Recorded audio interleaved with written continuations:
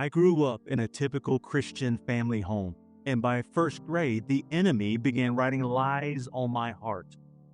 Something is wrong with you.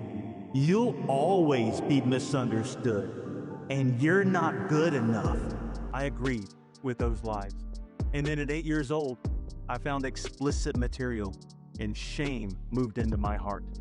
You are dirty and unworthy. And I agreed. I covered up these insecurities by seeking and getting attention and affirmation from others. I needed success and awards to make me feel worthy. This was never enough, and it never satisfied the deep shame I was carrying. These and many more lies like these led me down a path of destruction and heartache all through my life. I grew up in the church too, but simple chores and discipline taught me a different lie. You'll never be good enough. Then, at 16, due to my own poor choices, I was arrested and sent away. The enemy's filters multiplied. You're unwanted. You're defective. And people abandon you. I mastered perfectionism, and I became a successful, independent woman who needed no one. Throughout my life, there were many more filters that altered my view of the world, people, and relationships around me. Fast forward to meeting Adelle. She was everything I wanted. Do I have what it takes? Am I enough? Will she love me for me? He was confident, strong. He will complete my other half. You see, on the outside, I had it all together.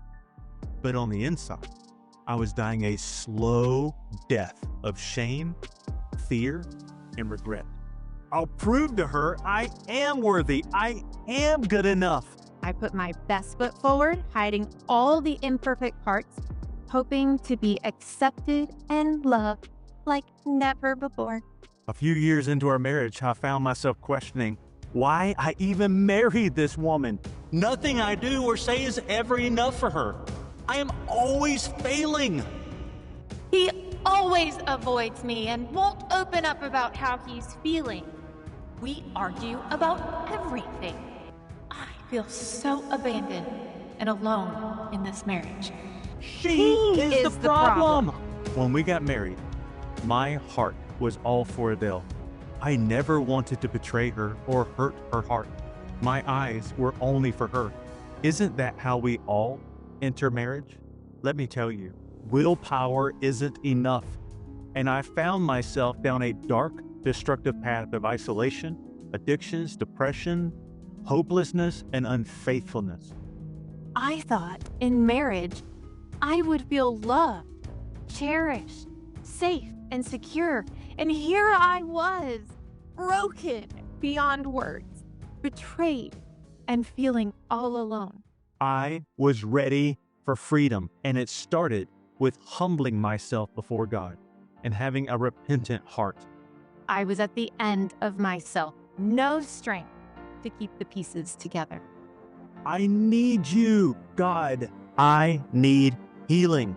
He showed me that the enemy wasn't just attacking my marriage.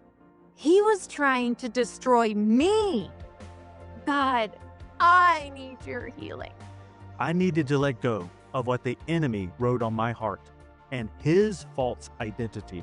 I also had to get healing around my identity and start believing who God says I am. I started seeing I am worthy because Christ makes me worthy. I stopped measuring my worth by my productivity and perfectionism. I realized Satan's lies are not my identity. I am who God says I am. That others' words and opinions do not define my value. I am made in the image of Christ, and my past does not define me. I realized that through Christ, that I am a wanted daughter, a masterpiece, and I will never be abandoned because He is an ever-faithful God who will never leave me or abandon me.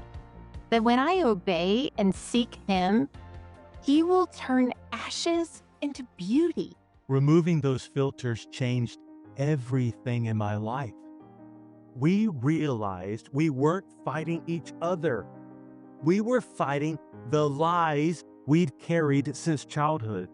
Healing changed us from the inside out, opening doors to intimacy we didn't even know existed. We finally saw how the enemy used our old wounds to create new walls that were blocking our connection, intimacy, and even threatening our future. God restored and redeemed our marriage, turning our greatest pain into our greatest purpose. Why are you here?